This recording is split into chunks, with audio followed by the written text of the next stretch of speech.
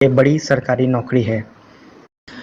दोस्तों, IAS officer की गाड़ी से नीली और पीली बत्ती तो हट चुकी है, लेकिन इस सर्विस का क्रेज कभी खत्म होने वाला नहीं है, क्योंकि यह देश की सबसे बड़ी सरकारी नौकरी है।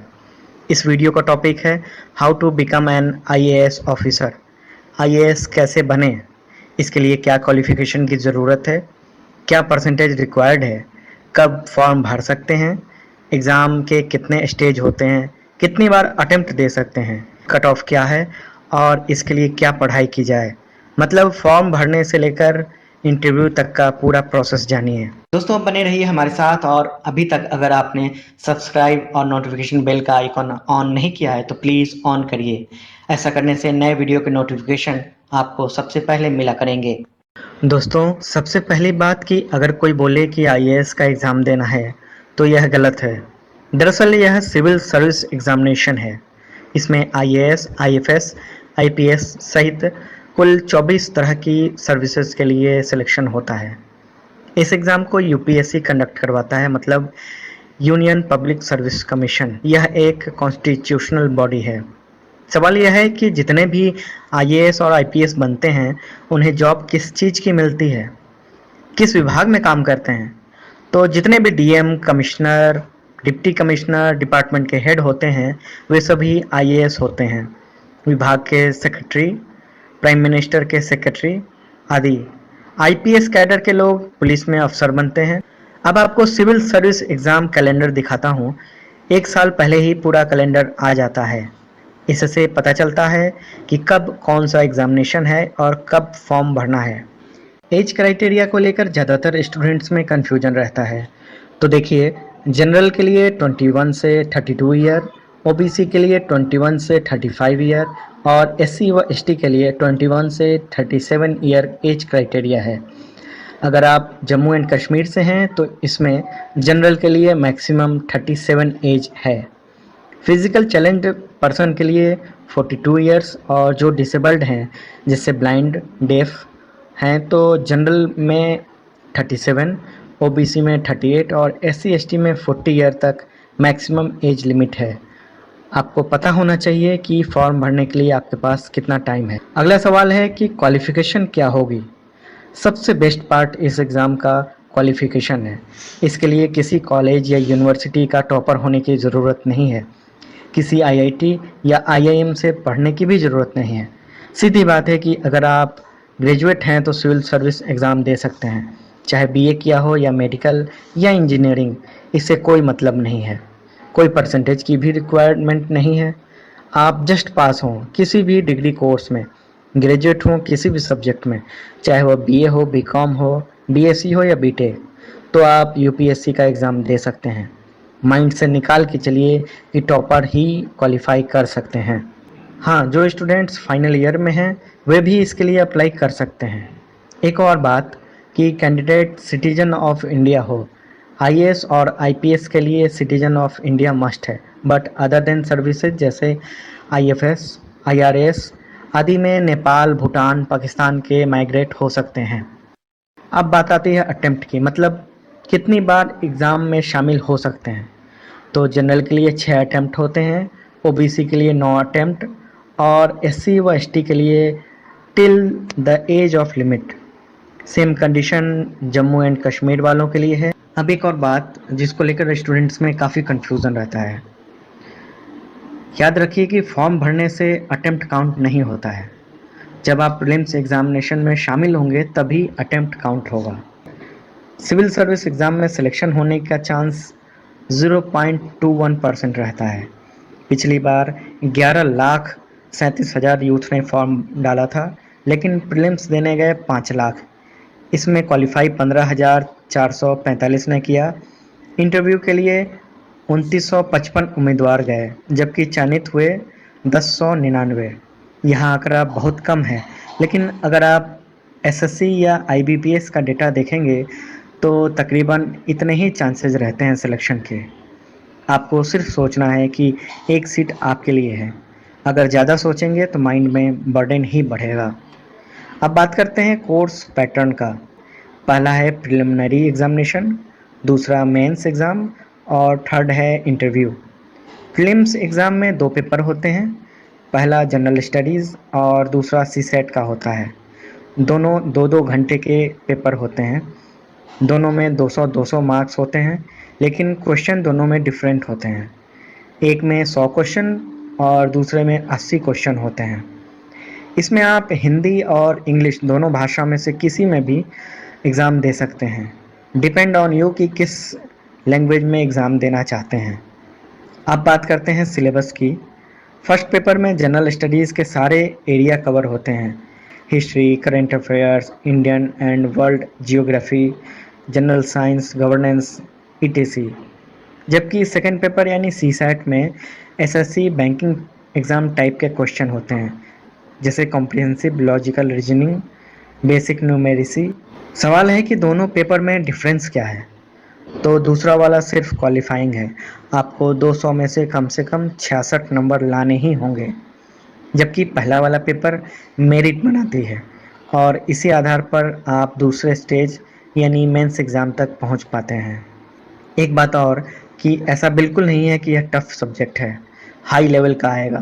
पहली बात कि एग्ज़ाम में मल्टीपल चॉइस क्वेश्चन होते हैं। दूसरी बात, इसमें 10th 11th 12th का ही पूछा जाता है। इसका मेन पार्ट करंट अफेयर्स होता है। आपको डे टू डे लाइफ से क्वेश्चन होंगे। इसके लिए 11वीं 12वीं के बुक और मार्केट में बहुत सारी बुक आती हैं जनरल एप्टीट्यूड और करंट अफेयर्स के रिगार्डिंग। आप ज़्यादा से ज़्यादा न्यूज़पेपर पढ़िए। ऐसा नहीं है कि मंथ के एंड में कोई मैगज़ीन ले ली और पढ़ लिया। नहीं, इससे नहीं होगा। अब सवाल है कि सिविल सर्विस एग्ज़ाम के फर्स्ट स्टेज को पार करने के लिए कितना कट ऑफ बनता है। पिछले एग्ज़ाम में जनरल का कट ऑफ 116, ओबीसी का 110, एससी का 99 और एसटी का 96 था। इसमें सेकंड पेपर का मार्क्स नहीं जुड़ा है। अब बात करते हैं मेंस एग्जामिनेशन की। इस सेकंड स्टेज में आपका फ्यूचर डिसाइड होगा, क्योंकि इसी के मार्क्स काउंट होते हैं। एक बात और कि प्रीलिम्स के मार्क्स काउंट नहीं होते हैं, यह केवल सेकंड स्टेज तक जाने की प्रक्रिया है।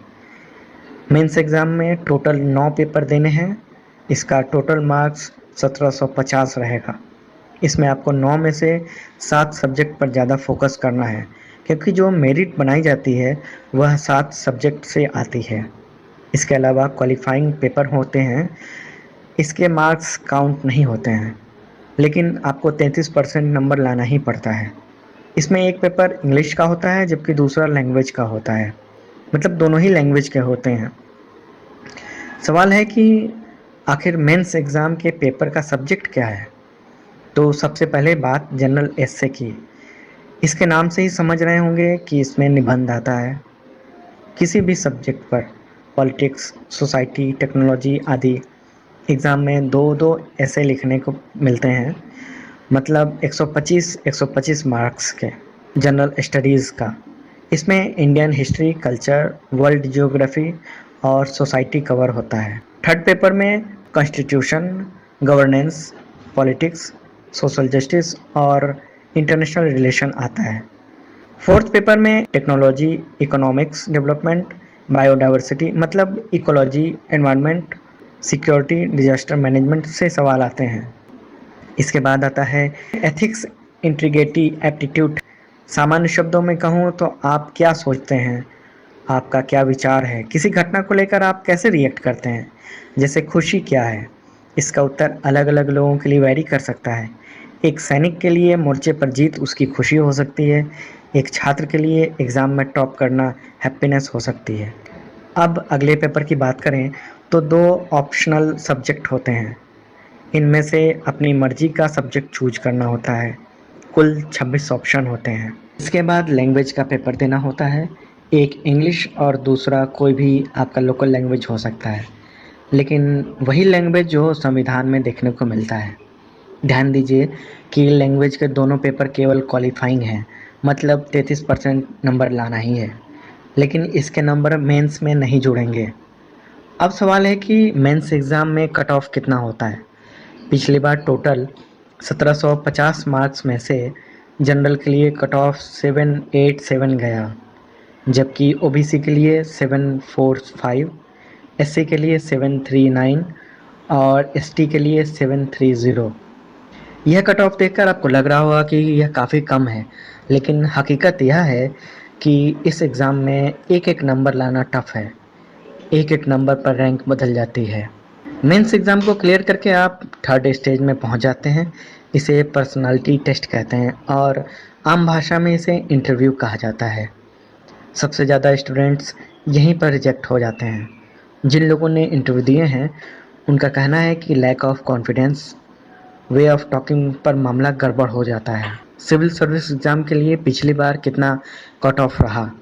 तो जनरल के लिए 988, ओबीसी के लिए 951, एससी के लिए 937 और एसटी की बात करें तो 920 कट ऑफ गया। 2025 मार्क्स में से निकल कर आया है, जो मेंस और इंटरव्यू के मार्क्स हैं।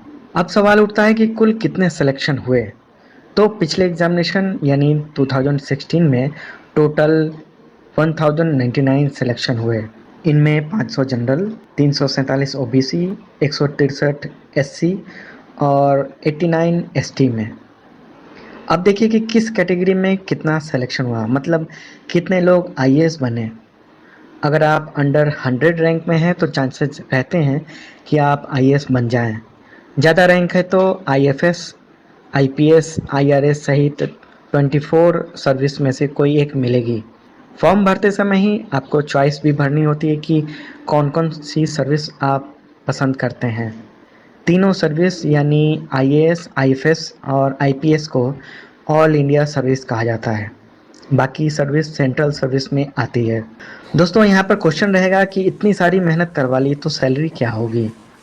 इनकी सैलरी डिफर करती है ग्रेड वाइज, रैंक और जॉब के अनुसार। जैसे डीएम का पे स्केल 50,000 से 1.5 लाख, मंत्री के सचिव या विभाग के प्रमुख सचिव को 1 लाख से 2 लाख, चीफ सेक्रेटरी को 2 लाख और कैबिनेट सेक्रेटरी को 2.5 लाख मिलता है। अब मुद्दे की बात पे आते हैं कि तैयारी के लिए स्ट्रेटजी क्या बनाई जाए। मेरा मानना है कि आप सबसे पहले सब्जेक्ट के बारे में पूरी जानकारी इकट्ठा करो, पूरा सिलेबस पढ़ो, टॉपर्स की बातें सुनो, लेकिन उसी को फॉलो करके आगे नहीं बढ़ना है। सबकी सुनो और अपने मन की स्ट्रेटजी तैयार करो, क्योंकि हो सकता है कि जो सब्जेक्ट टॉपर का है वह आपके मनपसंद ना हो। और हाँ, सिविल सर्विस की तैयारी सिर्फ इसलिए मत कीजिए कि किसी ने आपको सलाह दी है। यह आवाज़ आपके मन से आनी चाहिए, तभी आप दिल और दिमाग से इस एग्ज़ाम को पास कर पाएंगे।